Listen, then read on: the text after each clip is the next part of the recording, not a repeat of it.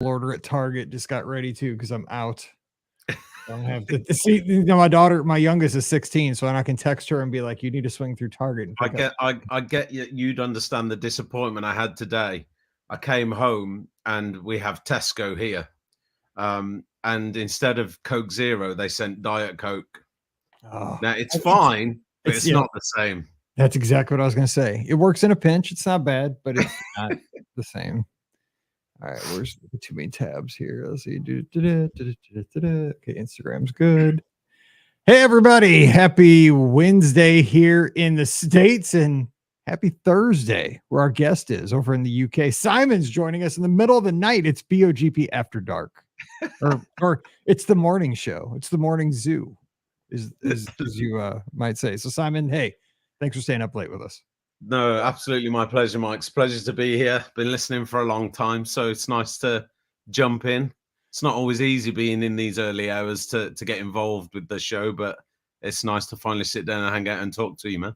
And if I didn't have such a life, man, I could do like stuff at like 2 p.m. on Saturdays. I feel bad about that, but man, it's like if my daughter wasn't cheerleading and all that stuff, it's like, maybe, I keep saying when she goes away to school, we'll be empty nesters. I can, once a month, twice a month, maybe do like a UK, like a, once, do something in the afternoon so we can kind of balance. Yeah, absolutely. Like, well, I go to Disneyland Paris a lot, so maybe once a month I could be your Disneyland Paris review artist or something. Right. Well, hey, Scott's coming your way this summer. He's coming okay. Yeah. When's he over? Do you know? He's doing back-to-back cruises over in Europe. Of course he is, of course. Yeah, dude. Yeah, he's a baller. It's Scotty G the baller, basically. So yeah, I think it's in June. And then he's doing one day at Disneyland Paris. Because he's like, I'm in the neighborhood. I'm like, dude, you're over there for like a month. You're doing the reverse fortnight, UK thing to Florida. Well, I can certainly hook him up with some must-do tips and things for that. So I'll reach out. Please. Yeah, so we're doing the shows together next week because Ricky's going to her husband's becoming a minister, so they're going to a church camp, and Pam's on another cruise, or I think she's at Disneyland. I don't know. So yeah, we'll talk about. I don't even know. I'm just trying to get through today. I don't even know. So you've already made it through Wednesday. I'm still sketchy. I got through Wednesday. I know. We got 2 boys in bed. They're sleeping, so it's a success.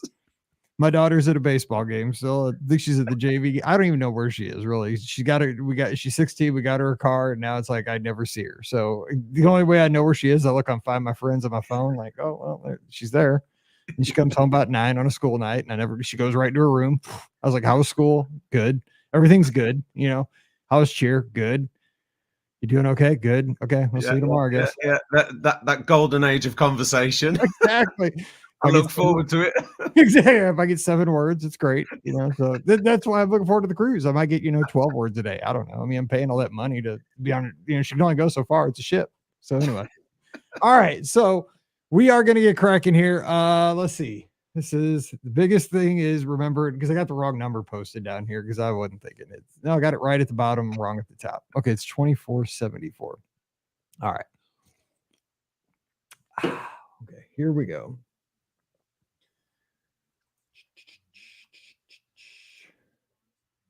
I should probably mute my TV. All right. Welcome to episode 2474 of the Be Our Guest Walt Disney World Trip Planning Podcast. I'm your host, Mike Rallman from BeOurGuestPodcast.com and one of the senior agents over at the Magic for Less Travel. Happy Monday to you.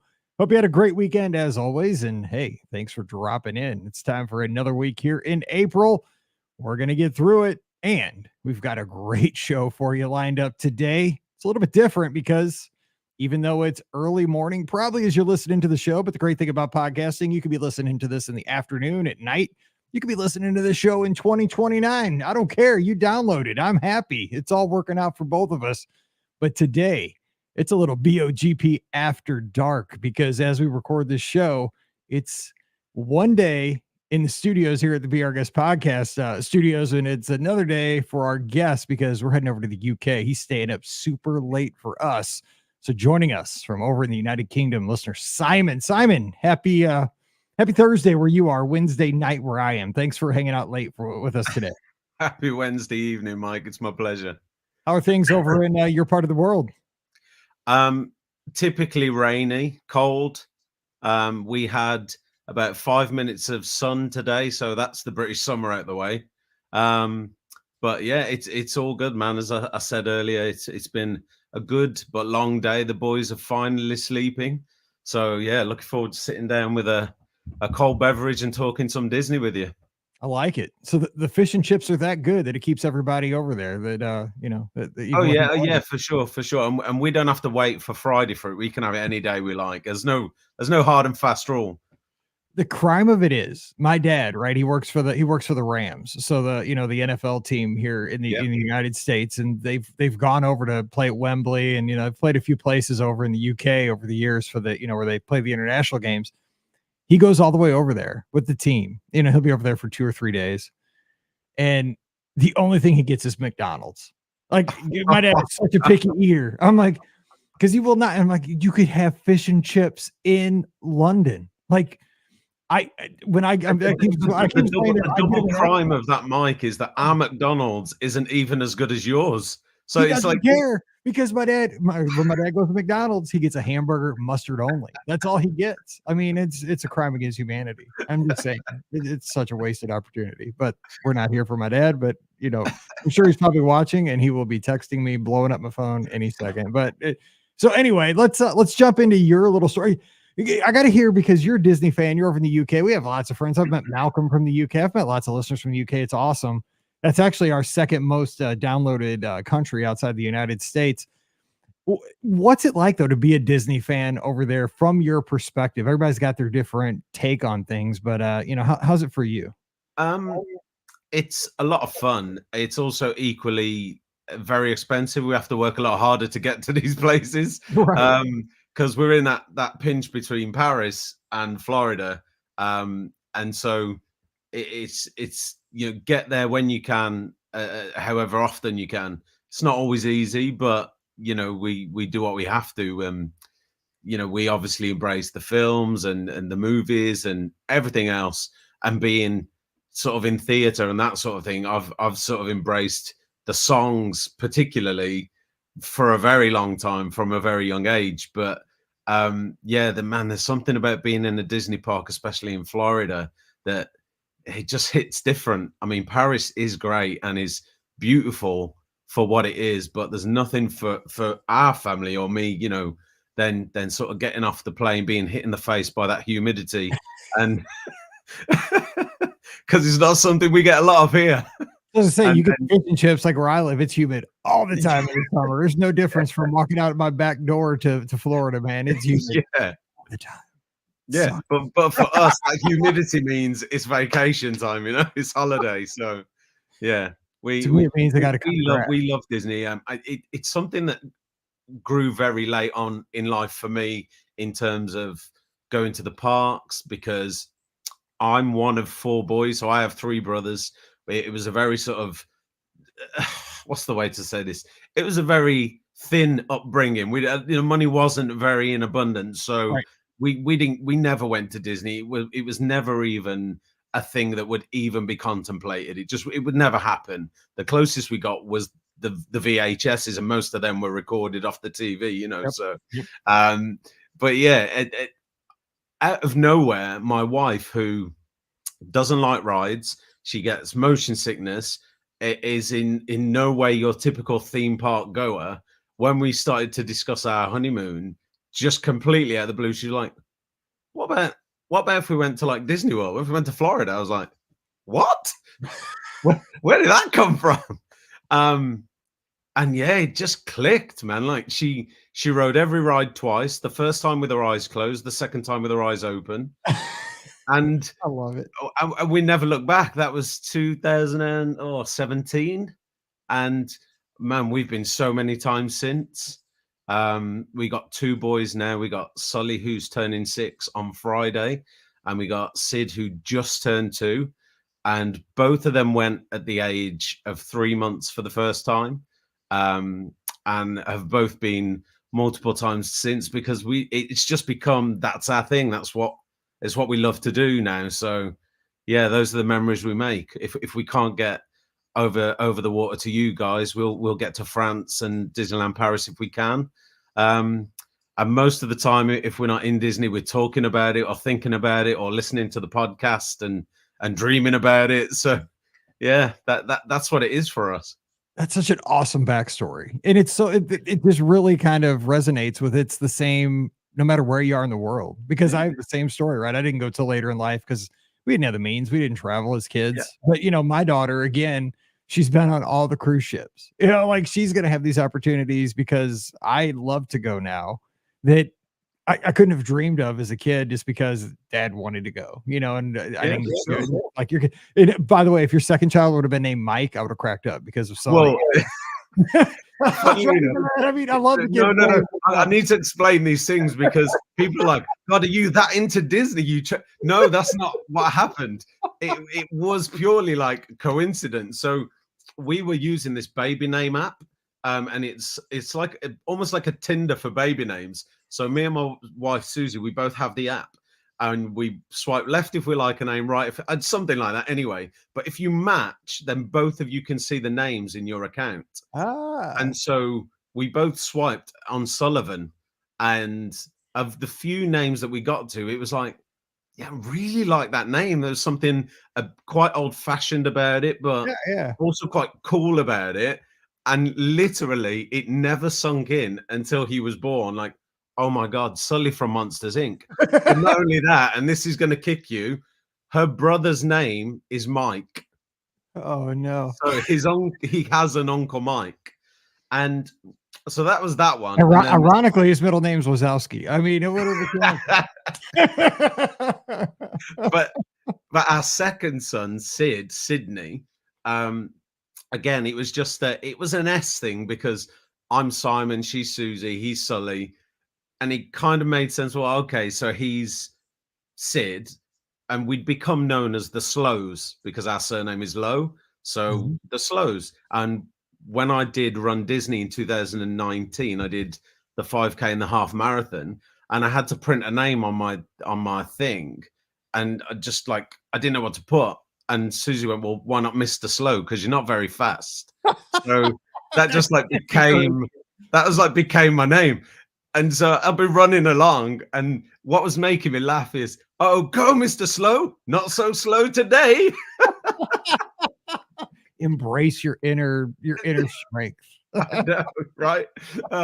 So yeah, back to Sid. So Sydney, it was after a while, my mom said to me, so have you named him Sid because of Sid from Toy Story? That's what I didn't want to bring that up. I was like, no, that wasn't even a thing. It was just a name that we liked. So if we had a girl, we thought it'd be nice to have a girl. Sydney was the only name we liked for a girl.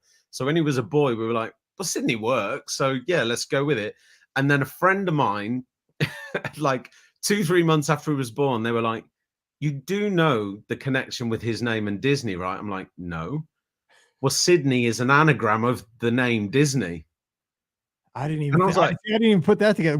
You're blowing my total mind 7 different ways right now with your kid. But we never thought of that, and so we just subconsciously apparently are obsessed. So what you're doing right now is all of our expectant mothers in the audience are freaking out about all their possible kid names right now. They're like, okay, we have got to really rethink everything tonight over dinner.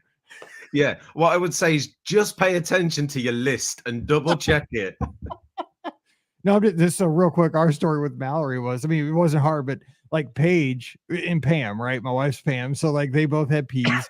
And so my name's Mike. So we decided Mallory's name had to start with an M, right? To balance things out. Paige, Pam, Mike, and then Mallory's name was going to start with an M.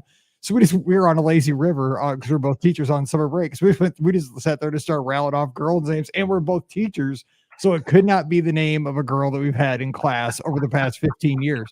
So it was really hard. We're like, nope, had that kid, couldn't do that. Nope, because it'll associate. So finally we just came up with Mallory. And probably from family ties, the old, the old sitcom, because, we like that name. We didn't give it a whole lot of thought. We didn't have an app or anything. Just that sounds good. Okay, there you go, Mallory, you got your name. we didn't give it a whole ton of thought. We just floated around the lazy river a couple laps, and bam, our kids got a name. So yeah, not named after anybody, but maybe, I don't know, Keaton. Who knows? And was it the same year you lost a phone to the lazy river, or was It that was probably the same day. No, this was after, because that was the day. This was like the day before I got married. So yeah, Okay. this was a year later. Yeah, because that was in 2006. That was in 2008. So yeah, that was 2 years later. Anyway, let's jump into your trip. So you guys were over there. You came over to Florida for 15 days. So when did this happen? And how's your planning work over there? Because obviously a lot more planning goes into a trip of this length. Yeah, for sure. So we were actually supposed to travel in the May, and about 2 weeks before we were due to fly. So I just run the London Marathon, and 2 days later, I went into hospital and didn't quite sure what it was. Luckily, nothing too serious. Well, I'll say that, but I did have to have an organ removed, but nothing too serious. Oh It was my a gosh. gallbladder thing. Oh my gosh, you're not helping people ever wanting to do a race. No, it wasn't associated to the running. It was nothing to do with the running. It was a completely separate thing. I'm just saying, I'm glad the show's going out the day after Springtime Surprise, so that people, if you're listening live, still go down, run the race. You're good. You're all fine. Only Just 10 miles. That was yeah, you're fine. Just ease up a bit on the spicy food, because that was kind of what caused it. Just too many years of abuse to hot sauce and Mexico, that sort of thing. So good clarification. Running is that's it. Yeah. So I ended up being in a hospital, and the time period of which you have to recover before you can fly, I was in that danger zone, so they wouldn't let me fly. So called up Disney, who were just fantastic. Literally within the space of 5 minutes, I'd phone them up, explain the situation. They moved the date and everything else, and it ended up being a bit cheaper. So I was like, win-win all round. So we ended up moving to the August, which worked out well because the school holidays here, is the main August, end of July period. So what we did at the same time as moving it, though, was we realized our 14-day tickets that we can buy in the UK are actually good for 18 days. So you get 14 days of entrance, but you can use them over a period of 18 days. And so we were like, well, we've just saved money on the date change. Let's just put it back in and go for longer. So all in all, I think we were out there for 21 days. So we used a bit of the extra cash together a few days early, stay off property, just decompress to give the kids a few days to acclimatize and that sort of thing. So that by the time we checked into Pop, so spoiler alert, we stayed at Pop. By the time we checked into Pop, they were ready to go. Like all the jet lag and everything was gone. And they were just good to go and up for it. So that's how it ended up being the main summer holidays in August. Awesome. So I want to make sure we get, because again, we're gonna get this all in an hour here somehow. Let's talk real quick. Tips for travel coming across from Europe for folks that are in the circumstance. What did you, especially with kids? I mean, that's got to be something you learned. Yeah, it's a massive thing for us. So I remember the first time around we traveled with Sully. We scoured the internet, YouTube, Facebook, Instagram, everywhere for how-to videos, tips, tricks, and there just wasn't a lot out there for kids. So we kind of had to wing it that first trip. But I love planning, Mike. I love research. I could spend, if I didn't have to work, I would spend all day just on the computer looking at Disney and how to get there and the best way to get there. And so, we found out loads of info. And what we found out was with the little ones, so we travel with Virgin, and the reason we went with Virgin Atlantic is because they have the sky cots, which are like a little bassinet that just bolts to the wall. So as you sit there and travel, they just sleep in front of you on the wall.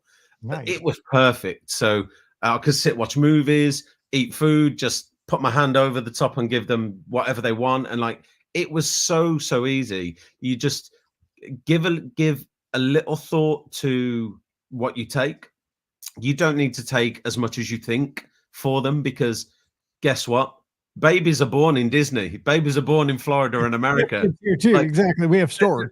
Everybody would say to us, like, you're taking a baby to Disney, but it's 3 months. What are you going to do with it? I was like, but the same thing everyone else does with babies. I'm going to feed it, make it asleep, and enjoy the parks. Like, what do you want? Right. So, I mean, we took Mallory at 6 months and she was totally fine. yeah, I mean, we are very laid back people. We're both sort of singers, performers. Like, we're very open minded and easygoing. Like, we just weren't phased by it. So we took way more the first time than we thought we needed. We took, diapers. We took wipes. We took cream. We took this and that. And what we basically found out was we're carrying way more bags than we need to. We just needed that one bag with the immediate stuff that we needed and the food for the trip. And beyond that, a few extras in the case, but just not panic, because the first thing we did on the way to the hotel was go to Walmart, stock up, and we were good to go. Walmart's an experience for you guys too, right? I mean, because well, shoot, I've lived in the United States for 50 years, and it's still an experience for me. But I mean, it's got to be for you. My wife gets so frustrated with me because I like to browse. I'm a browser, man. I grew up working on the markets, like, buying and selling from 12 years old, like anything to earn pocket money for sweets or soda or whatever. And like, so I go to Walmart and it's like Aladdin's cave for me. I'm like, right, let's go. Like, let's get in there. I want to look at everything. Like, what, you buy tires? I want to look at them. Like, she's like, why do you need to look in the homeware? We're on holiday. I'm like, but I don't know. We need to look. She's like, you don't need anything. And I'm like, but my theory is, how do I know until I see it? That's true. That it's just it's a place that it's indescribable. And I'm saying, I mean, the real place you don't need to go down there is Buc-ee's. There's a gas station. I'm telling you, man, it'll blow your mind. It's like the water calls to Moana, Walmart calls to me, Mr. Slow. Call him Mr. Slow. We need you. Anyway, so let's get back. I just because I could just tell that's your Mecca. It's calling you. It's like, I gotta see it. Okay, so you guys, you get over here and you're there. Yeah, so you don't go immediately to Pop Century. You do some stuff kind of offsite first. So give us just some highlights from the time before Disney. Yeah, absolutely. So we come into MCO, we get a car through Alamo, and what I love about Alamo, especially, I don't know what it's like for Americans, Mike, but for the Brits, we can do like a skip the counter thing and a fast check thing, so we can go straight to the garage. We literally get there. The baby seats, for anybody worried about car seats, they're amazing. Like, I wouldn't put my child or my kids in anything I didn't feel safe. They are pristine, like they're so clean and they're wrapped, and you take the one that you need and you want that is good for your kid. You chuck them straight in the car. You choose your car, and then as you drive out, you tell them, I've got 2 seats. Excellent. This is how much. Off you go. It's so simple. It's so easy. So I took care of getting the seats and the bags to the car. Susie pushed a double stroller with the boys in, and it was one of the fastest get-throughs we've ever had. We were on the road in no time. So we drive straight down to Walmart, and then go pick up the, my Coke Zeros and my everything else. And then we go over to, what was it? It's like a Holiday Inn near Disney Springs. It's got an Applebee's attached to it. So again, brilliant, because kids eat free. So that was good. And then we just spent a couple of days going to Universal, because we're both big Harry Potter fans, me and my wife. The kids love Minions, and it was just a couple of very easy days. I find the Universal parks, they're great, but they're for kids that are a lot older than mine. So for the little bits that they do have for my kids, it just meant that we could go in, take our time. There wasn't too much thinking about it. A lot of time at the pool.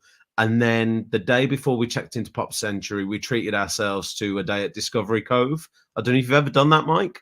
I have not, but my brother-in-law did that. He did like the really nice experience where you do the dolphin encounter or something like that. Yeah, I mean, it was like a decade ago, and he still talks about it. He said Discovery Cove was one of his best things he's ever done in Florida. It's phenomenal. It is one of our most favorite non-Disney things to do, because you pay your ticket up front and you choose whether you do a dolphin swim or not, and there's loads of things you can do, but we were quite lucky. We got a sort of like a Black Friday sale deal. Yeah. So we got a dolphin swim for like half the price, um, which obviously me and my wife could do. So we took it in turns, and the other just looked after the kids. And we just chilled out because we knew what was ahead of us was a very full-on, intense 18 days, and we love it that way. So it was like, well, let's just chill out. We got all-inclusive food. You're practically laying on a tropical island beach all day, and it's fantastic. And if you've never done it, you should absolutely make time for it because it's great and well worth it as well. You probably, I know later in your trip, because you sent me some notes, you guys did Typhoon Lagoon, which I love, but I mean, we did. Kind of had to affect that though, right? I mean, Typhoon Lagoon's great and all, but it's not Discovery Cove, correct? So the good thing with Discovery Cove is it's all just very chilled and laid back. When we go to Typhoon Lagoon, we just want to go nuts. Like I'm getting my 5-year-old in the wave pool and just watching it happen. Like I'm setting him up good. But so this was like, this is the nice beach, the chilled, relaxed one. I'm going to pummel you later on. But yeah, it was good. Yeah. It was good. Typhoon Lagoon's active. It's busy. Yeah, exactly. Yeah. There's a lot of people at Typhoon Lagoon typically too. It's fun. All right, so let's get you over to Pop. So you guys were at Pop for quite a while. Why did you settle on Pop? I'm always curious why people pick the resorts they pick, because I'm a huge, obviously I'm a huge Pop fan. That's one of my favorites. Yeah, for sure. So obviously we've heard a lot of great recommendations from you guys over the years that I've been listening, and about all the resorts really. But a big thing for us was this was our first time ever staying on Disney property, and it was going to be the first time that we've ever been in Orlando, Florida, and Disney World and not had a car. We're very have always been very independent because we've been off property on having the car, and especially with the kids, it's quite handy. So there was that element of are we doing the right thing? So part of the reason we went for Pop, and a lot of your recommendations came into this is bang, you're right there on the Skyliner. So you've got 2 parks on your doorstep via the Skyliner with little to no thought. So that was a massive thing. The other thing was it's very close to Art of Animation, as you know, it's like right over the bridge. And my eldest Sully, he is like the biggest Cars fan you will ever meet. I mean, if there's anything he doesn't know about Cars, it's because it wasn't part of it, And it was like, well, we couldn't unfortunately stretch to stay in the Cars family suites, so the nearest we could get to that was Pop. So that was another factor that at least we could go over there and look at the area and look at the characters and all that sort of thing, which oddly enough, Mike, we never ended up doing because really? Oh my gosh, it's so cool. I love that. I know, and I've seen the pictures, but when I say we were just so busy with just having fun and doing what we were doing, there was always something else that we needed to do. That blows my mind though with the length of your trip. I mean, like I thought you would have so much, like we're here so long. We wanted to go over and see the models and the statues and all of that. We wanted to try and spend a day at the Cozy Cone pool because that would have blown his mind and all those things, but it never happened. And he kind of got preoccupied with what we called Mickey's List. So we'd been watching ride videos back home because in 22 we went, and he was just a little bit younger at 4 years old. And every time we got to the front of the line to do a ride, he would bail. He would cry, he would get scared, he would get nervous, and we'd have to leave. And we always have been, look, if you want to do it, you can do it. If anytime you decide you don't want to do it, it's not a problem. We'll try again next time. Because I think if you force them into that situation, the long-term sort of thing that can happen is, well, I'm just never going to do it again. Yep. So it was like, let it all be on his terms and let him decide. There was one exception when we sat in test track, and by the time he decided he wanted to get off, it was too late. So that one he had to deal with. Mike, I have never felt more like the worst dad in the world than that moment. It's like, I want to get up. I'm like, I cannot help you now. We're too far gone. There's a great picture that I posted just last last week in the Discord in the clubhouse of Mallory's first ride on on Rock and Roller Coaster, and she's sitting next to me. The sheer terror in her eyes in that picture. It's half I feel terrible and half proud dad moment, right? Because you got to have it, right? That's why you have kids, like she wanted to ride that ride, but I mean, it's like at that moment she wants to be off the ride, but too late, man. We're shooting down the tube, getting ready to go upside down. You pulled on the yellow toggle, and that's it. You're gone, man. That's it. But you mentioned that my dad, he did not have that philosophy back in the late 70s when I was growing up, because we went to our local regional little Six Flags, it's called, the amusement park, and I just remember he told me I was in line for the log flume, which was my favorite ride, right? It's like a little log ride. Turns out we were in line for the Screaming Eagle, which was at the time the fastest and longest roller coaster in the world in the 70s here in St. Louis. So this thing comes screeching into the station, because they call it the Screaming Eagle because it's a wooden roller coaster that makes a sound, kind of sounds like an eagle.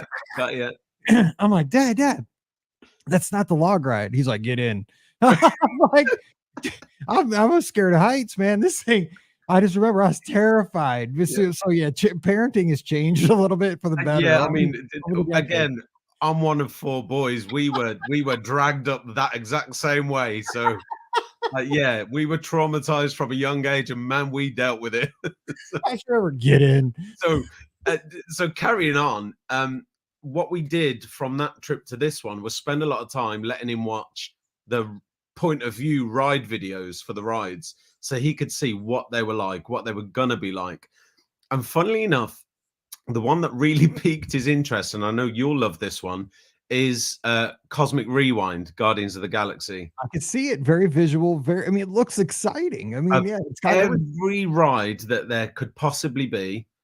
Dad, I have to do that ride. I want to do that ride. Like, it's my favorite. I want to do it. And I'm going, are you sure? Because I'm not sure. But are you sure? He's like, Dad, no, I have to do this ride. I went, okay, but Mickey's sent me a list, and these are all the rides you have to do first before you can do that ride. And it was everything. It was Big Thunder, Soaring, Test Track. Everything he was tall enough to do, he had to do before Mickey would let him ride Guardians. Like his little check, like it's like a checkout list.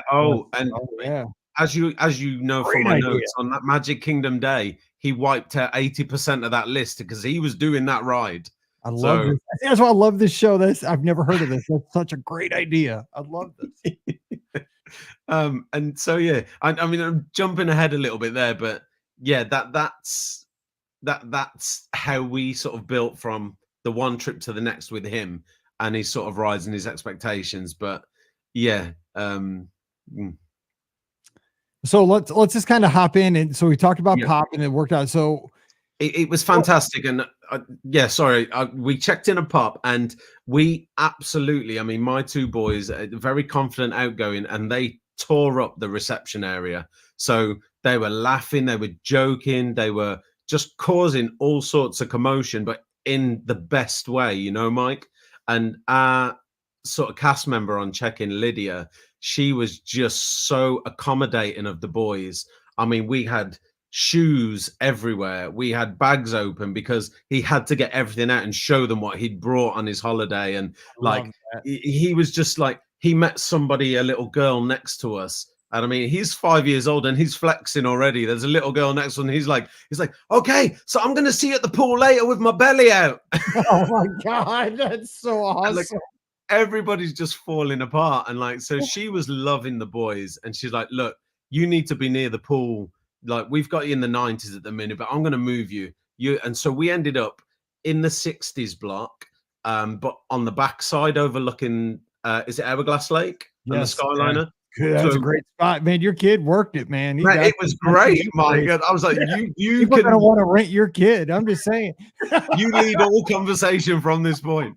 So we were right by the pool, but we were overlooking the Skyliner, so we didn't have any of the noise. And then what we found out at the end of that check-in day, because we sort of out on the balcony just taking in the night out and whatever else, is that over to the right of us, we could see the top of Spaceship Earth and the fireworks from Epcot.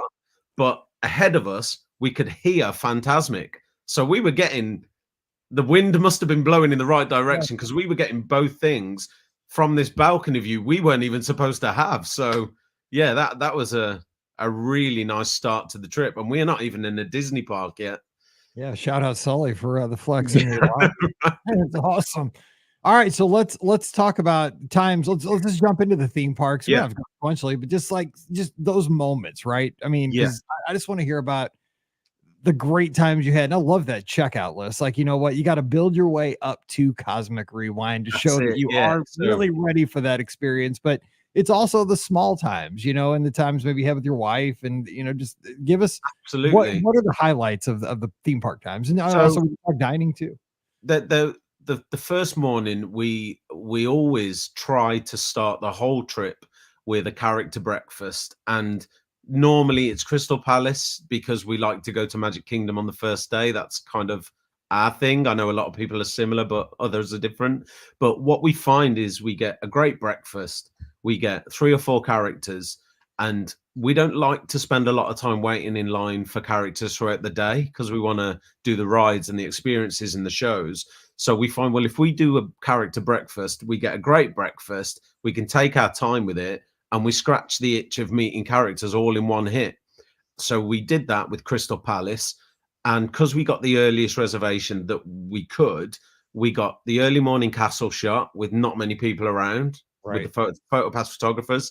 We walked out of breakfast straight into Adventureland and straight onto Jungle Cruise ahead of what I call the first wave of stampede of people. Yep. So by the time everybody was rushing towards us, we were walking back up Main Street to Harmony Barbershop. So we'd let the boys' hair grow out for months so they could get a good cut at the Harmony Barbershop. And we were in there. So Sid's getting his first haircut, Sully's getting his haircut, and we had Doug and Colleen, who were just the most amazingly sweet cast members with the boys. Like, they're cutting their hair, and Doug's talking to Sully about, so tell me about your little brother. Like, is he a good brother? Are you a good brother? Like, what's your favorite? Like, and you're just watching this happen, and like Sully's talking away like he's a grown man. Like, Dad, why are you even here? I don't need you. I'm getting my hair cut, you know? Come back in 20 minutes and give him a tip. Exactly right. Just come back and pay the bill, which, you know, that's life now for me, I guess. And so we finish up getting the boys' haircuts. We're getting a certificate for Sid, and they give you a certificate and a little ear hat and a lock of his hair and this whole thing, and it's just beautiful. And at that moment, just as they're finishing Sully's hair, the Dapper Dans walk in. Nice. And they walk in, they circle around the back of the chair that Sid's just got out of, and they're like, oh, hey, we're the Dapper Dans. And we just got like a private showing. They sang like 3-4 songs there was our family and one other family. And they were giving it stink like the place had 1,000 people in it. It was amazing. Like, it was. Oh, man. It's like you got your own like Disney commercial right there. Exactly that, Mike. And it's these moments like that this trip was full of that you just don't get going to the theme park down the road, or it's just that something about Disney that hits different, you know? Like, we couldn't buy that moment. We couldn't pay for that moment. I mean, we probably could if we had enough money, but that's the thing is like, and I've got my hair cut in there a few times because it is when you go there enough, and I know you haven't been there a ton of times because of obviously the geographical distance, but I mean, you want to seek out these unique opportunities to have cool experiences, which you got to have with your kids. Yeah. But like, I've done the same thing. Like, I've held off on a haircut just because, I mean, it's cool to get your haircut on Main Street USA at the Harmony Barbershop. And I've done the same thing. Now, I haven't gotten, it's not my first haircut and I haven't gotten the yours, but it's a cool experience. And the Dapper Dans didn't come in, but it's a great opportunity. And the ironic thing is the cost for the haircut, just a regular haircut, is about the same as it is at Great Clips here back home. I'm just saying, if anybody's thinking about doing this besides just a haircut for your kids, get your haircut there one time, because it is not, because you probably think it's like 10 times what it costs at home. No, it's really not. It's one of those things that's reasonable. So for the 2 boys to have the haircut, and Sid's, because it was a first haircut, it's a little bit more because you get the ear hat and everything else, the whole thing. And it was $48, and that included tax. And then obviously we paid tip on top. And I mean, I could pay £20, 20 odd pounds in the UK for a very basic haircut. Like, it was just.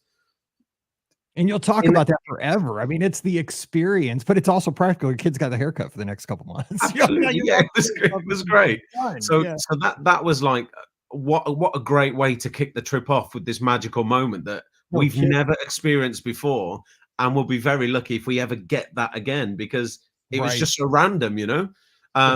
So we poor kid about his first haircut. Next time he gets his haircut, how boring. I mean, he's like, what is this? This is what I'm used to. It's like, man, Dad got cheap. Exactly. All he did was cut my hair. So nobody's saying. I'm not coming here again. Exactly. This place is terrible. All he did was cut my hair. So we come back out, and then we just dive straight into doing everything. Like, we went right on Main Street into Tomorrowland, and we just didn't stop. I mean, I think the only things we didn't do that day were Astro Orbiter, Carousel of Progress, can't remember the actual train that goes around the park. Yep. Won't come to me. And the Liberty Bell. Everything else we did, because we had Genie Plus and the parent swap. And a tip for people with the kids with the parent swap, it's fantastic because it allows you to both ride the rides and be with the kid that can't ride the ride. If you've got Genie Plus, though, it can work against you if you're not clever, because you ultimately have to split up and wait for the re-rides to happen. So what I got into the hang of very quickly was making sure the Genie Plus selections landed in those gaps, and alternately, so we were never on dead time. We just kept buying ourselves time all day long, and that's how we were able to do so much. I mean, we did Tron for the first time. Fantastic ride. I mean, it was just awesome. That experience of the glass going away and it's just there, like, blew my mind. It was great. I definitely thought I might come out of it. Didn't, but it was awesome. And it was just a day filled. I mean, we were on the go for 15, 16 hours from start to finish.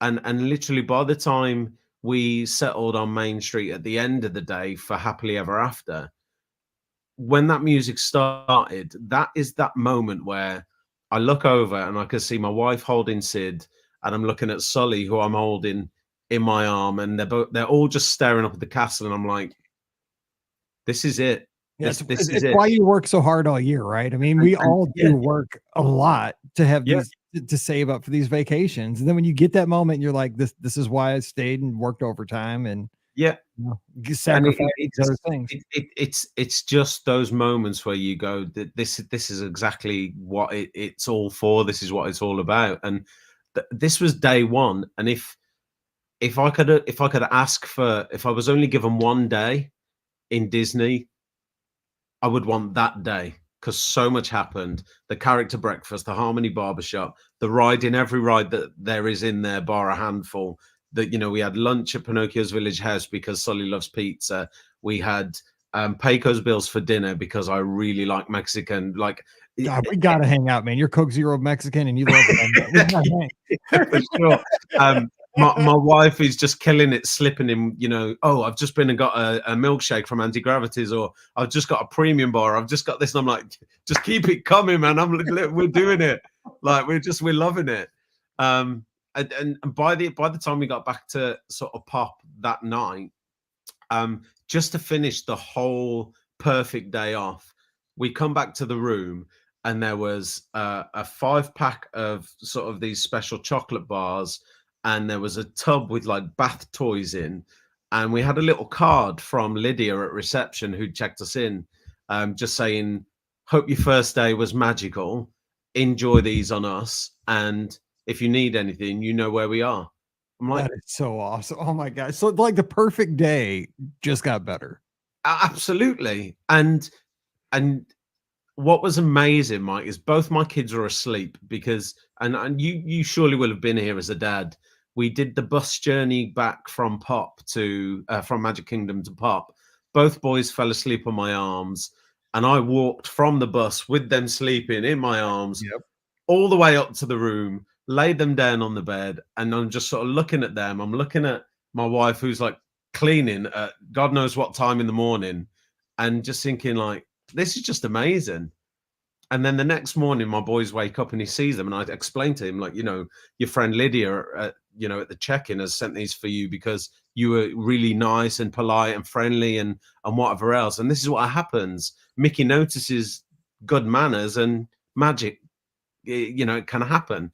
And you know what he did, Mike? He was like, but we have to make sure we take a chocolate bar for Lydia because she was nice too. Oh, I'm like, you just shut up, man. Don't be cute. You shut. You eat them. I love it.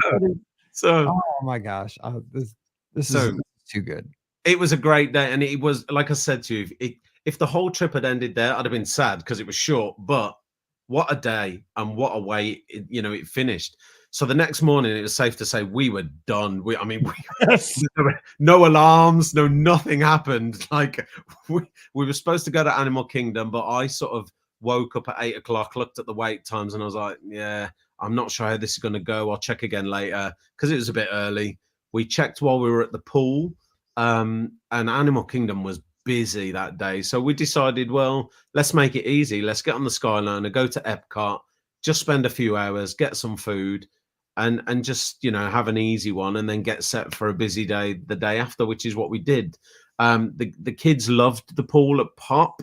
And this was my only slight negative of the whole experience. And I think this is something that's been said on the podcast before. The temperature of the water in the pool, it's just a bit too warm for me. Like, they keep it warm.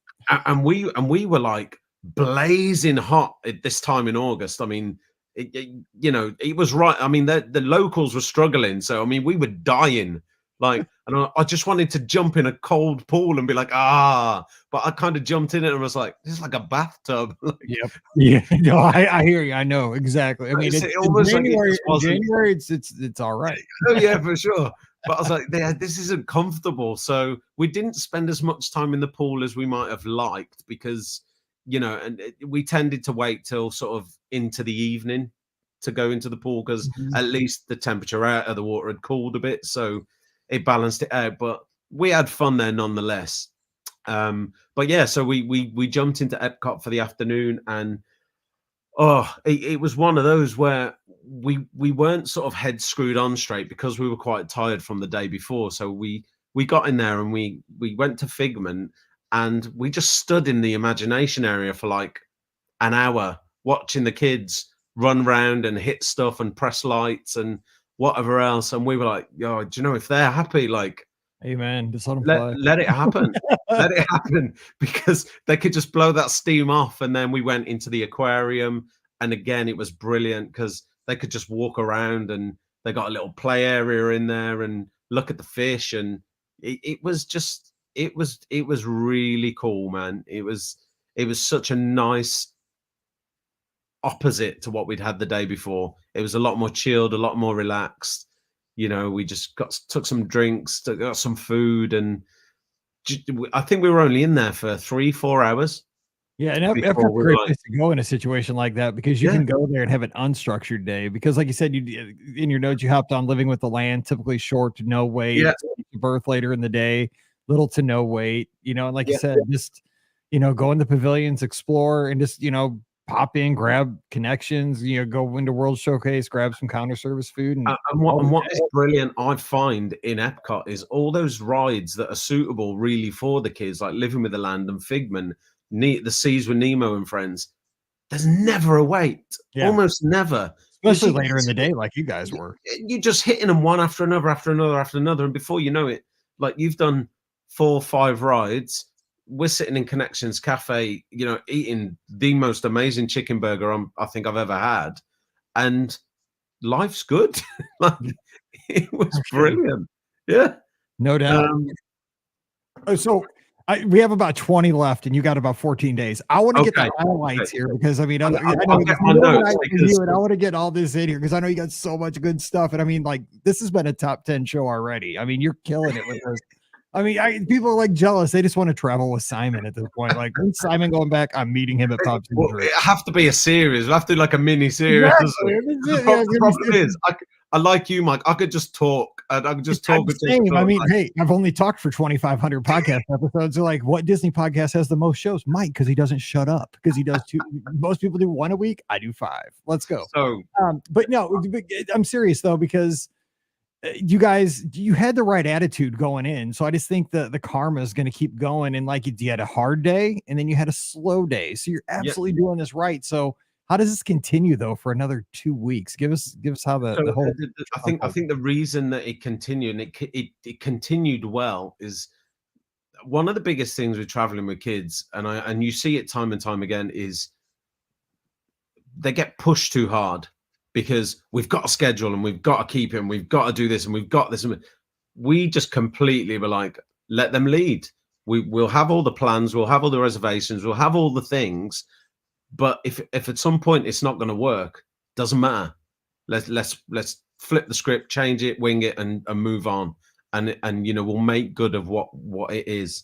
But so the next day we jumped into Typhoon Lagoon. We had a brilliant morning there, because you can be easy or you can be fast or you can be whatever at Typhoon Lagoon. And like I said to you earlier, I probably spent a good half an hour just convincing my 5-year-old it was a good idea to wait for the waves to hit him in the wave pool and just watch him get wiped out like continuously. I've lost a couple pair of sunglasses to those waves back in the day, man. Those things are no joke. But then he found the little slide next to the wave pool, and that was him for an hour. Up, down, up, down, up, down, up, down. Like, and let it be. I just kept drinking rum punches from the cabinet. I was like, "You do your thing, man. That ain't driving today." That's right. Disney's Disney Transport, maybe. So a morning in Typhoon Lagoon, finishing the day with back at Epcot and the fireworks show, which we hadn't seen this fireworks show before. Epcot Forever, I think it was called, and it was great. It was great. I'm a big fan of the old illuminations. I didn't mind Harmonious at night when it was happening.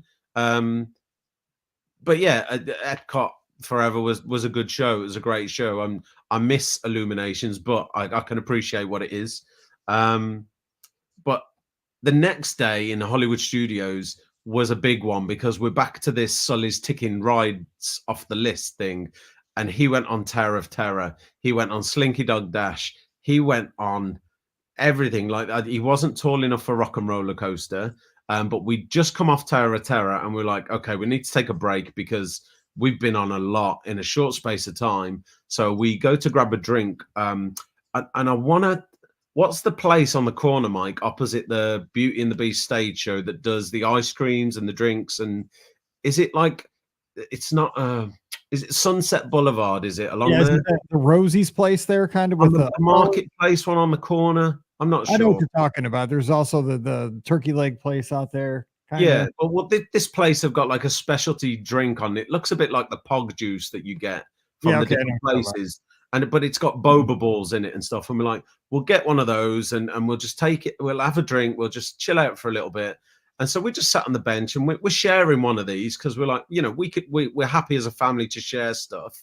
And a cast member walks over to us, puts another one of the drinks down on the table, and she went, Mickey's just asked me to let you know that it's too hot to share a drink, so he's sent you an extra one over.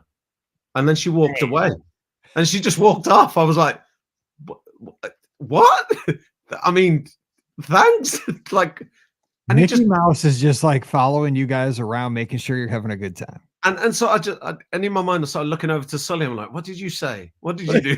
How are you talking to again? What kind of voodoo you got, kid? I need some of that. I don't know, but it was just, again, another one of those moments where Disney's just throwing you a curveball and just making magic happen.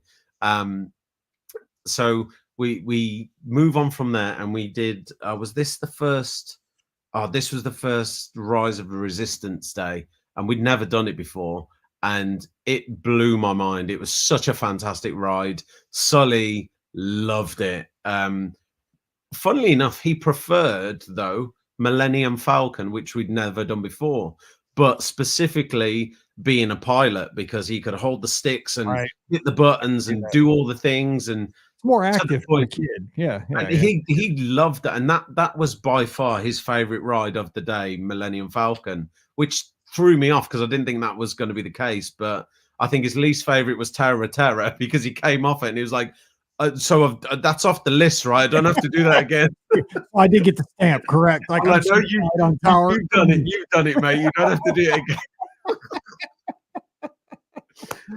Your kid kills me, man. So yeah, that was a good day. And then we hopped out of there at the right time, because just as we got off the Skyliner to get home, like the heavens opened, like it was a storm, and we just hunkered down in the room and just chilled and got ready for a big day at Animal Kingdom.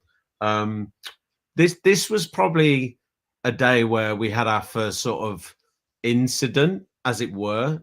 We'd had a brilliant day at Animal Kingdom. We'd done loads of rides. We'd done early morning safari. We'd seen all the animals. We'd done Lion King show, the Nemo show. Like, you know, as I say, we love the theater and performers. It's what we do. So watching these shows is just absolutely our bag. You know, we loved it. And so we do all these things, and we're getting to the point where tonight we're going to watch Fantasmic over at Hollywood Studios, because we decided we were going to split the parks up a bit and hop around a bit.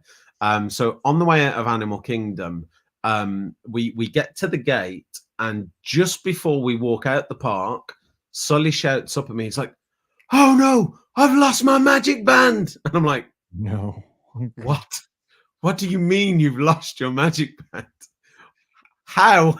What has happened?" And we go into guest services. And whilst we're in guest services and we talk to them about, the lost magic band, Susie turns to me and she went, "I can't find Sid's shoe."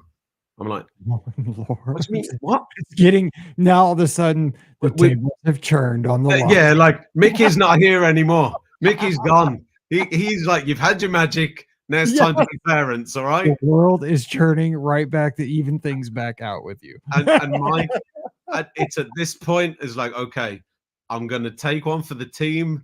I'm going to go and explore. Now, the park's shutting down, but I legged it back to Satuli Canteen, which is where we'd just come from the front of the park. And I'm scaring the floor. I've got people in Satuli Canteen, cast members, like they're looking with me. Got security, like, "What are you doing? You should be leaving." I'm like, "Yeah, no, but I've lost a magic band and a shoe." It's like, And the okay, shoe, let's look. and the shoe. And the shoe. So we're looking, and I mean, we've got like an army of people scaring from Satuli Canteen back to the front of the park, and I mean that's a distance, and we could not find anything. So we're walking out of there, a magic band down, a shoe down, and at this point we're getting close to, like, we're not even going to make Fantasmic if we're not careful, you know. I was like, okay, look, it's fine. They've given us a card for Sully so we can carry on with the trip. You know, they did everything they could. They reported it and they said, check Disney Spring in a few days with the lost property thing, and maybe it will turn up. No problem. We're like, at this point, we just want to get over to Hollywood Studios and make sure we don't miss Fantasmic. So we jump on the bus, we get over there, we get off the bus, walking into Hollywood Studios. I'm like, it looks like it might rain, but let's get we'll get the umbrella out just in case. Susie turns to me, she's like, "I think I left my umbrella on the bus." I'm like, "Oh no, gotta be kidding. What has happened? How have we fell apart so quickly?" I'm just hoping by the end of Fantasmic you still have both kids. But we get into Fantasmic, we sit down, we've got giant drinks, we've got popcorn and snacks, and the music strikes up, the lights go down, we're doing Mexican waves, and the world is right again. Like, we're doing Mexican waves. I'm just hoping someone's going to throw a shoe as they do it. And I'm like, "Oh, yeah, I'll take that." It's a 6, close enough. My kid wears a 2. It'll fit. I don't care what it is. I'll just take it. It's fine. But we have a fantastic time at Fantasmic. It's just amazing because it's the first time we've been able to see it since 2019. So it's been a long time coming for us. And it was just fun. It's one of our favorite shows, and it was brilliant. So come out of there feeling great. Forget the fact of what had happened in the last few hours.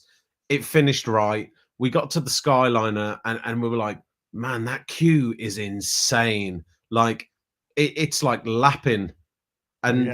I was like, man, this is going to be intense. But you know what? I don't know how they do it, but it just just disappeared. Like it just went. Like and we were like, well, great. Like we were home in no time. So we loved that, which just added in even more to like we made the right decision being where we were at Pop, you know. So the next day, the bad luck continues a little bit, but we get a turnaround because we go to Epcot, and by this point, Sully's down to like 3 rides. One of them's Guardians of the Galaxy. So I'm on my phone like in the morning, getting my virtual queue, you know, like 1 minute to 7, watching the world clock click around, getting ready. That's so crazy that we still have to do that, but we do. I get it. Yeah. So I'm there, and we get one, and like we get an estimated time of like 11 a.m. Brilliant. We get over to the park, and we're like rope drop. We're doing Genie Plus. We're doing all of that. We're doing Ratatouille. We're doing Frozen Ever After. We're soaring, like anything we can get in to kill the time before Guardians. Get called for our first Guardians virtual queue. We head on over there just as we can see the Xandar spaceship. Guardians has gone down. Of course. I'm like, okay. You guys are having a tough 12 hours. I'm like, okay, let's not panic. It's fine. We can make it's fine. We're not going there. We're just walking past it, just checking it's all ready. We go into the play area at Mission Space. So we take them in, and Sully's running around and Sid are running around in the little play area, forgets all about it. About an hour later, pops up. Guardians of the Galaxy is open. Return for your time. We head on over. We get there, just about to scan in. All the cast members come out.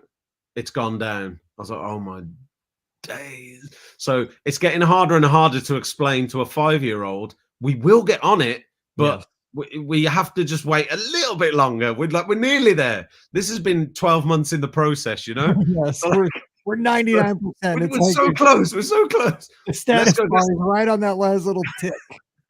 Let's get some lunch. So we dive into Connections Cafe. We get chicken burgers. We get pizza. We get. Oh my God, that could be a fatal flaw. Just saying. I mean, hey. The best is yet to come, Mike. So we do all that. And then we get just finishing lunch. Guardians of the Galaxy is open. I look at Susan. I'm like, I don't even know if this is a good idea after all that food we just ate. But at this point, we need to try and get on it because this kid's going to explode. But literally, go ahead. So we get in, we get through the queue, we get through all the rooms, we get through all the other rooms and all the other rooms and all the queue. I mean, the kid, he gets to the front of the queue. 2 of you? Yeah. And Sully looks up. Can I sit at the front? Sure can. Number 1, off you go. So we were in number 1. We get loaded in. The train takes off, goes around the corner before the slope it shoots up, and it stops dead. And I'm like, this seems like a long wait. Oh no. What's going on? And we just stop there. No one says anything. And then a load of lights come up, and instantly inside I'm like, I know what's happening. I know what's going to happen. And he's going, Daddy, like, what? When's it going to go? When's it going to go? And I'm like, never. Don't think it is, mate. But let's just see. Let's just wait. We'll be patient. Sure enough, Mike, they come out. Unfortunately, ladies and gentlemen, we're going to have to escort you off the ride. Oh. The ride is closed. Mike, we are sat in row 1, looking at the track that goes up the hill to space.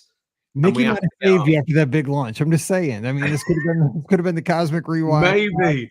So right there. So we get out the ride, and he's taking this like a champ. Like I can see he's upset, but he's holding it together.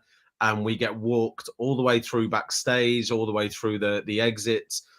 We get into this back corridor, and because we were in row 1, we were at the back of the line. So we're at the back of the line of everybody coming out.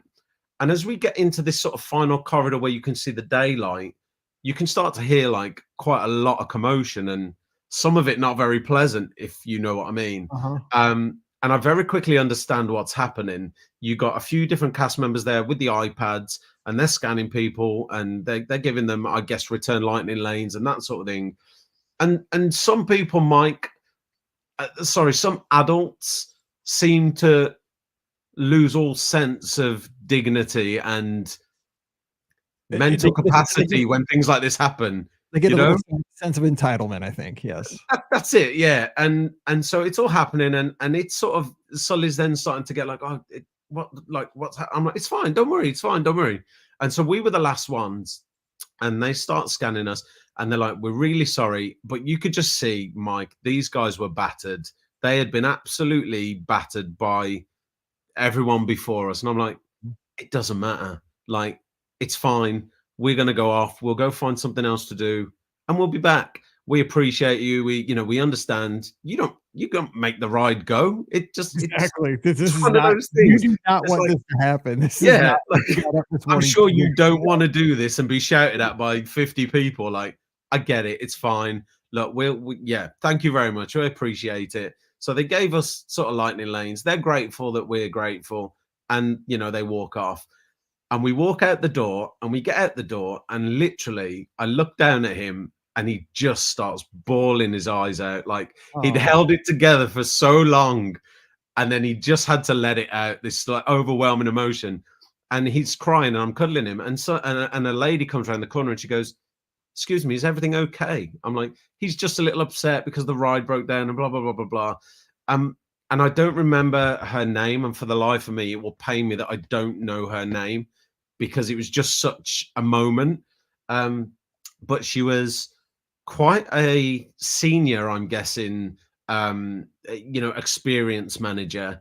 And she just sort of took his hand and said, come with me. And she sort of pulled him to a side away from the crowd and said, what's going on? And I said, he's just been an emotional sort of 24 hours. He lost his magic band. He's been waiting 12 months on this ride. One shoe on. I mean, like, it's been a day. So it's just a massive melting pot of emotions. It's come to the brim. We're going to be fine in 5 minutes and an ice cream, in an ice cream premium bar's time. It's going to be good. And she was like, okay, come with me. And then she took us into the merch shop, Mike, and gave us this. I'd never seen this before, but it's like a yellow piece of paper with Pinocchio's face on it. And it's like a good for check, like a check type thing. And she just wrote on there, any magic band of Sully's choice anywhere in Disney World. That's it. Wow. And I was like, we're not sort of hands out people. We work hard, and we're happy to pay for our way whatever else. We're very grateful for all these magic moments we're getting. But, it was a ride that broke down. He's upset, but it doesn't need anything else. And that's he's how got to learn these lessons. React.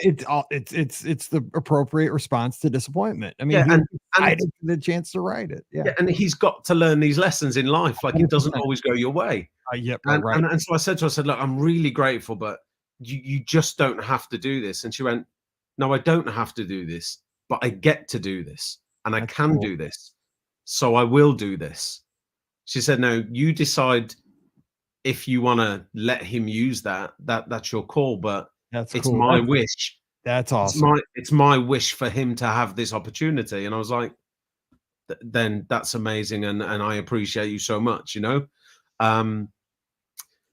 So that was like a massive turnaround. It was such a wonderful gesture. And again, just a magic moment from Disney that was unexpected. So we plow on with our day, and we're going from other ride to ride to ride, just thinking, okay, maybe today is not the Guardians of the Galaxy day. We've got a reservation for Woody's Rodeo Roundup Barbecue later on, so we've got to jump to Hollywood Studios anyway. We head over to the Skyliner. There's a sign outside of the Skyliner. Unfortunately, this is down due to an incoming storm. So we're like, okay, this 24 hours is going on. So we couldn't get over there, so we had to cancel our reservation with Rodeo Roundup Barbecue. So we rolled the dice, looked on the app, and it was like, well, what can we do instead? And we ended up in Beer Garden in Germany. Let me tell you, it was hands down one of the best experiences we had on the whole trip. I love that place. We've got to hang out. That is one of my favorite places to eat. Mike, It's like a little village. I mean, it's got great food, and it's not. the Even that food was expensive. awesome. Like melt in your mouth beef. I don't know what they do to that stuff, but it was like just Good. falling apart. Like like we were all in, both feet full in, like all the food. And then I'm sat there, I'm drinking a Schofferhofer or whatever that is, and like I've got a little flight of beers. I don't really drink beer, but I'm drinking it and I'm loving it, and it's great. And then 3 guys in lederhosen come out and start singing, and I'm like, what is this? Oi, oi, oi, let's go. In all this, I do so much research and do so much, and I've never seen this before. So we're just there going, well, hell yeah, we're in for this. And we're up on the dance floor. You have the chicken dance and everything. You're like, I'm in. And I'm like, where's the lederhosen store? I'm like, if this is what comes out of this day, what a day. Like it was that, again, one of those moments where I'm just looking around at us all, laughing our heads off. I'm gonna roll out the place because I'm so full. And it's just like we're dancing, doing the chicken, and it's just brilliant. And I'm like, wow, how does this day get any better? Like, really, I know it's been not the best at times, but in this moment, it's amazing. We walk out of Beer Garden, my phone pings, Guardians of the Galaxy is open. Please return for your thing. This is how long. Oh my god! Go into Connections for lunch before Guardians. Have me a little worried. You were right there on the precipice of the ride, blasting you into space, but the gods of the Guardians saved you. They stopped. Now you have just blasted through Germany with all the meats, all the beers.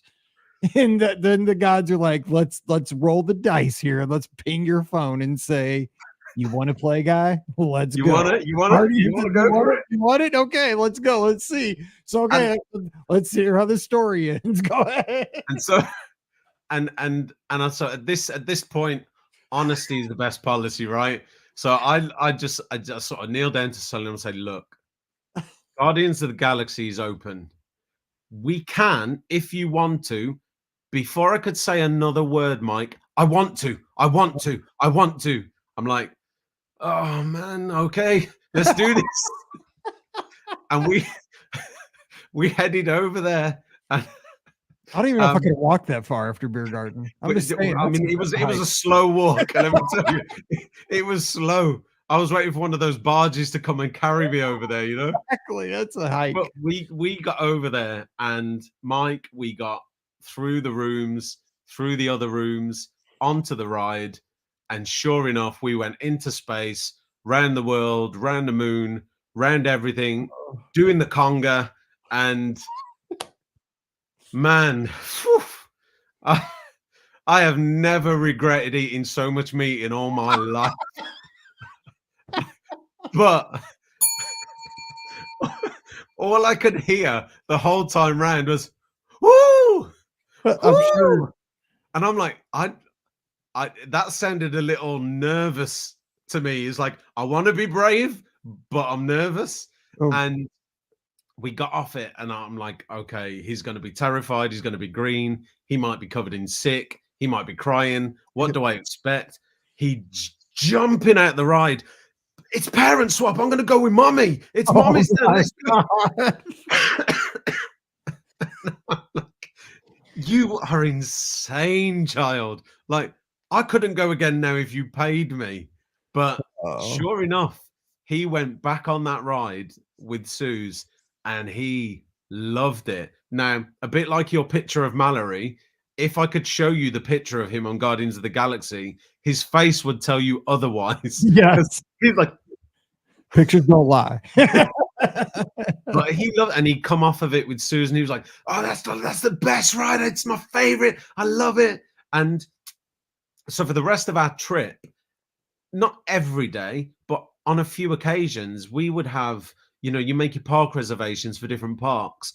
We were having to change them so that we could go to Epcot, ride Guardians of the Galaxy, and then we could go on about our day at the other park, because he was just so into it. But I just thought, well, I need to embrace this because that's a big thing for someone so small.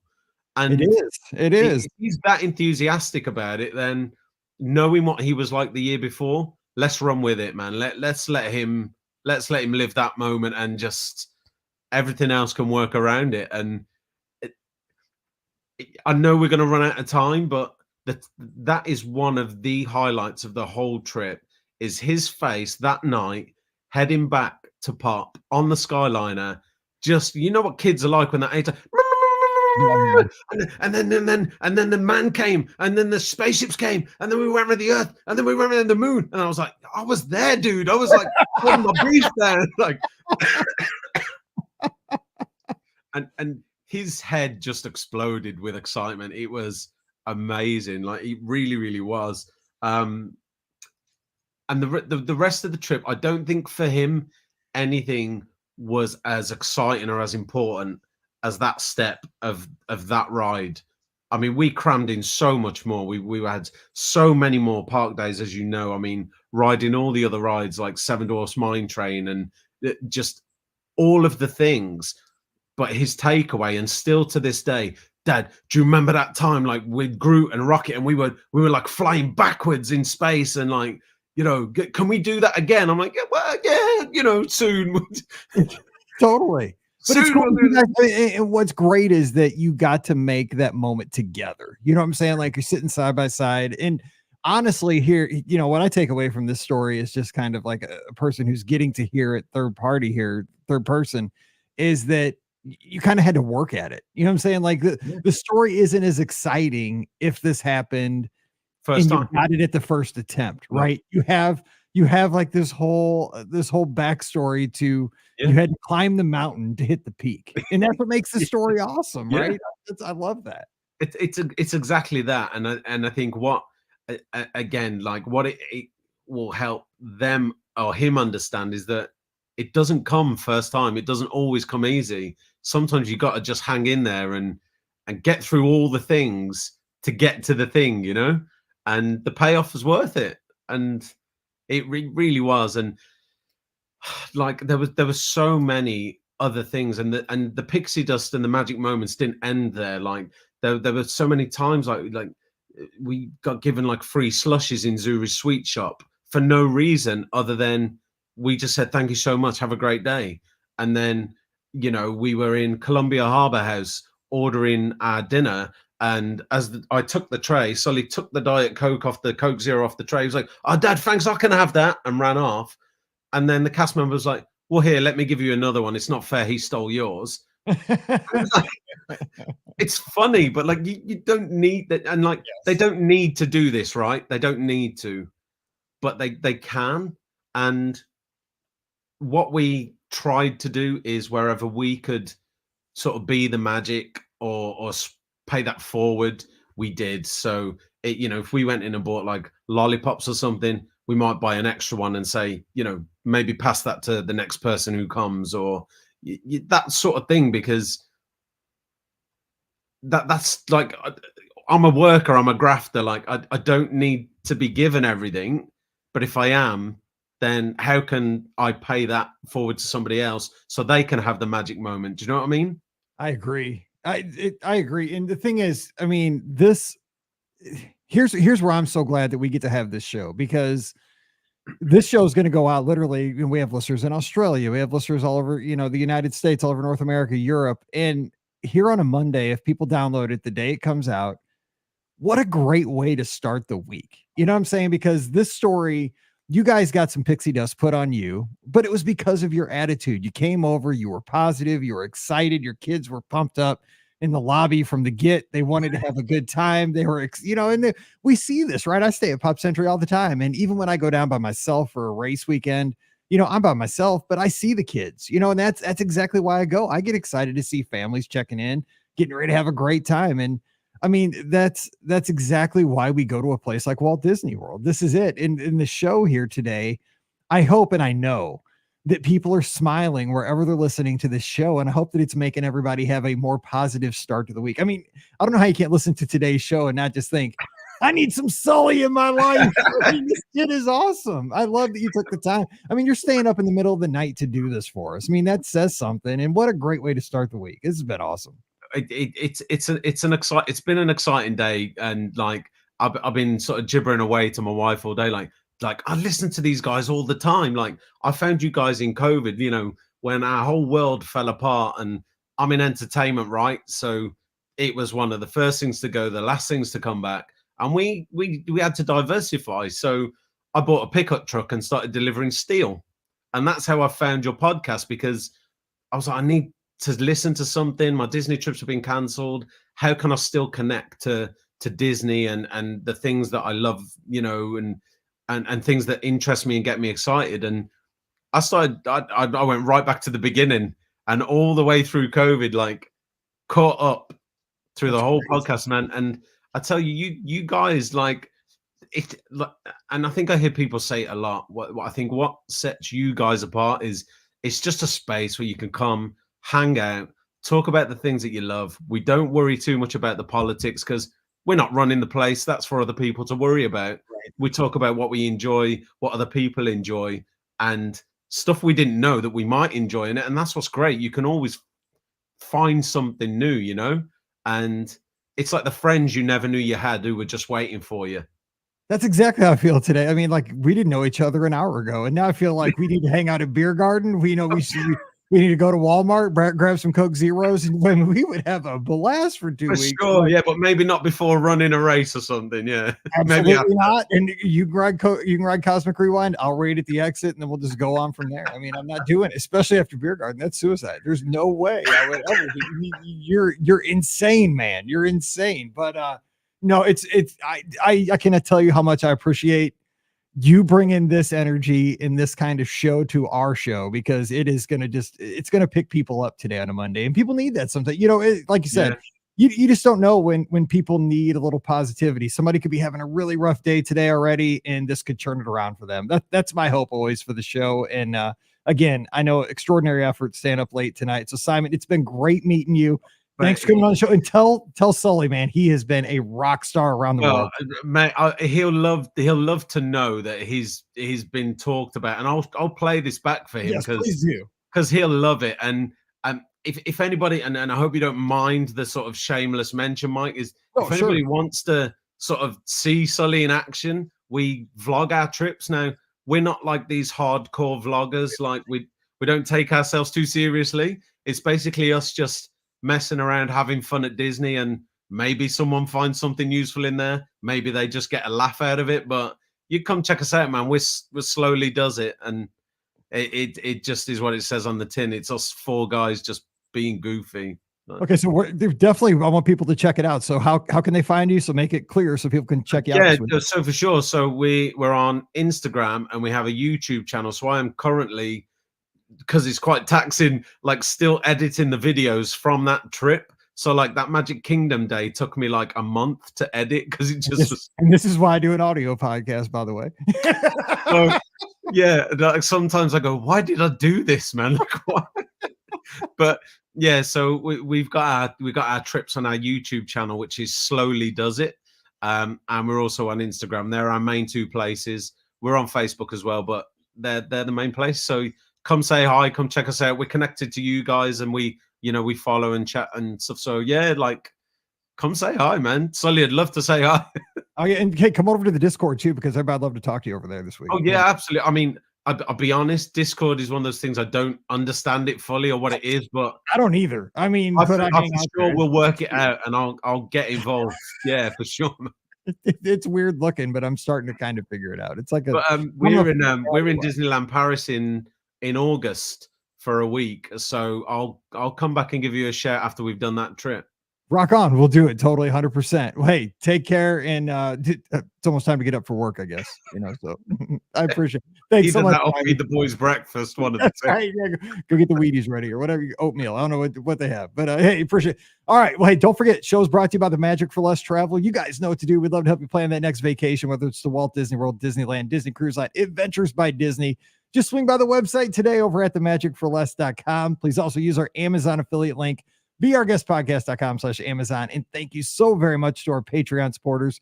You make all this possible. It's patreon.com/BeOurGuestPodcast. And when you subscribe, just $5 a month, you get our bonus show. It's called Mike in the Midwest. So come on over, patreon.com/BeOurGuestPodcast. Mention the clubhouse. That's called the Be Our Guest Podcast Clubhouse. That's where we hang out in between shows 24/7. The conversation continues.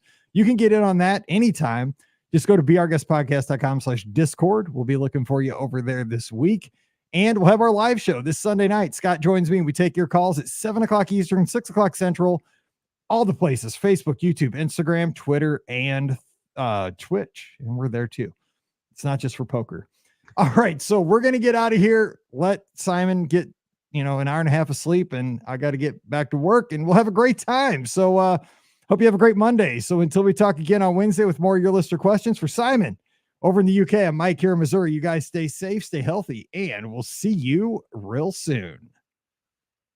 That rock. That was awesome. I know we didn't get everything in, but man, that was the best show. Thank you, Simon. You know what I did? Again, like I was thinking, and I want to get this story out with Sully because it was such like an important part of our trip. And, you hear a lot of the other stuff regularly anyway, I think. So I was like, maybe that's, it just felt the natural way to go. That was perfect. I mean, I just love that show. Like, I just want to play it for my wife, like right now. You know what I'm saying? Like, I just think that's going to hit people just so right on Monday. That's why I love the trip reports on Mondays, because I think it could just start the week the right way. It can surely get it off to the right start. Yeah, absolutely. Oh man, I hope sometime we're there at the same time. I'd love to just hang out like this. Matt, I hope so. Like so tomorrow or today even. It's quite a big day for us in the UK because we get the drop of our free dining offer from Disney today. God bless your travel agents. That's all I got to say. It was a long day. Whilst we're not, 100% sure that we're booking something. I mean, we're probably booking something for next summer. Sid's going to be 3, so we start paying that extra ticket cost as well. But we'll be there. We love it, man. So yeah, who knows? Maybe the dates will align and we'll be able to hook up soon. I did half-heartedly watch the Run Disney registration. So I got in the queue and I was like, well, if it comes up, I'll see what happens and then wing it if I get in. And I say, luckily, I didn't get in because I would have struggled to make it happen anyway. But it's on my mind for 2026. So if not in the summer next year, then definitely for then.